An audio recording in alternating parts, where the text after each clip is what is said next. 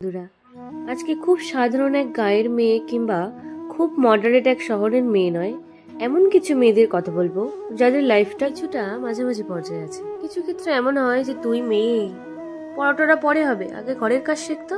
আবার অপর ক্ষেত্রে এমন হয় তোকে কিছু করতে হবে না বাবা, বাড়িতে তো লোক আছে করার জন্য, তুই মন দিয়ে তোর পড়াশোনাটা চালিয়ে যা, আমরা সব দেখে নেবো। কিন্তু তাদের ক্ষেত্রে এমন হয় একাডেমিক্সে তোমার মার্কস যদি 90%-এর নিচে হয় তাহলে তোমার নাক কাটা যাবে। আবার ঘরের কাজে তুমি যদি না পটু হও তাহলে তোমার জাত চলে যাবে। তোমাকে বাইরের কাজও ঠিক ততটাই জানতে হবে যতটা তুমি এই দু কাজে পটু। কারো ক্ষেত্রে এমন শুনি তোমার ভাই বাইরে যেতে পারে, তুমি নয়।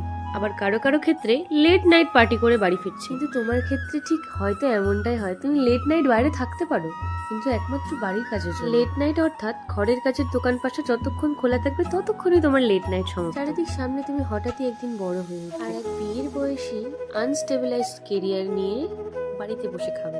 তুমি যেসব ক্ষেত্রে আনন্দ পাও, ঘোরা ফেরা নাচ গান সবেতেই তোমার বাধা রয়েছে, কিন্তু তার ঊর্ধ্বে গিয়েও যদি তুমি এগুলো করো, পরের কাজের জন্য সঠিক ইন্ধন হিসেবে এটাকেই তারা কাজে লাগাবে।